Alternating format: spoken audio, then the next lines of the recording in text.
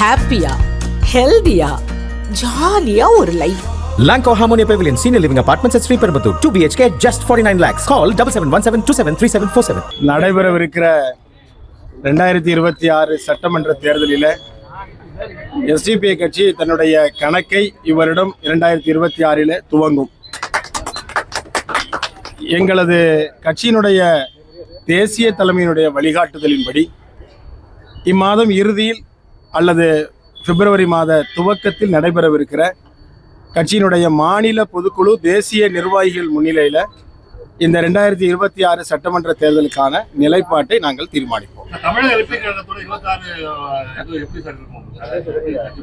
இல்லைன்னா இது சம்பந்தமான கூட்டணியா அல்லது என்ன நிலைப்பாட்டை நாங்கள் எடுக்க போகிறோம் என்பதை இந்த பொதுக்குழுவில் தான் நாங்கள் வழக்கமாக நாங்கள் தீர்மானிக்கிறோம். அது எங்களுடைய தேசிய நிர்வாகிகள் முன்னிலை தான் தீர்மானிப்போம். அதில் தான் தீர்மானித்து முதலாட்டு புதுக்கோட்டையினுடைய எங்கள் ஊடக நண்பர்களுக்கு முதல்ல அதை அறிவிச்சு விடுவோம்.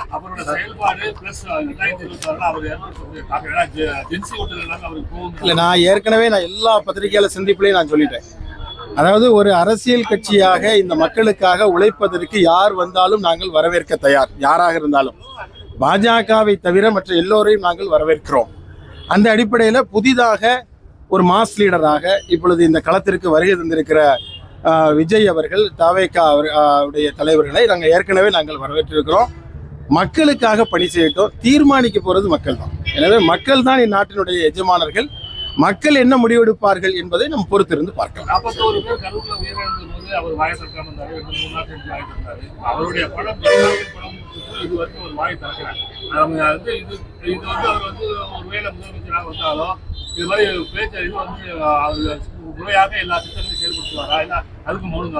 இல்ல, அதெல்லாம் தேர்தலுக்கு பின்னால பேச வேண்டிய விஷயம்.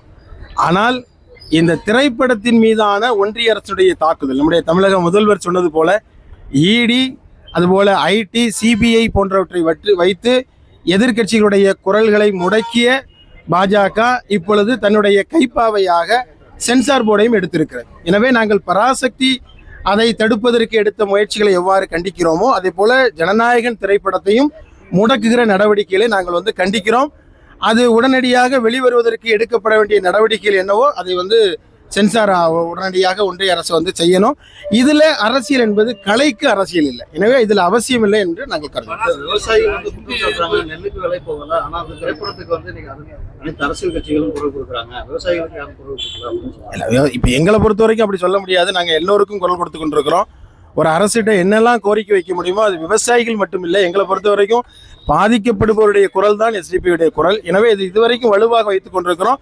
குரல் எழுப்பாதவர்களும் அதற்காக குரல் எழுப்ப வேண்டும்.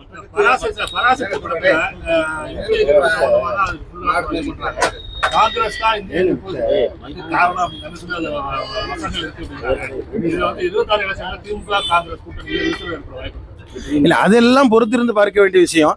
ஆனால் அதுல சொல்லப்பட்டிருக்கிற பராசக்தியில சொல்லப்பட்டிருக்கிற செய்தி இருக்கு பாருங்க, இந்தி எதிர்ப்பு. அந்த ஹிந்தி எதிர்ப்பு போராட்டம் வரலாற்று சிறப்பு மிகுந்த ஒரு போராட்டம். அதுல கத்திரி வச்சுட்டு மக்களுடைய மனதிலிருந்து அதை மறக்கடிச்சிடலான்னு சென்சார் போர்டு நினைத்தால் அது தவறானது. அப்படியெல்லாம் திராவிட இந்தி எதிர்ப்பு போராட்டத்தினுடைய வரலாற்றை யாராலும் மறக்கடிக்க முடியாது.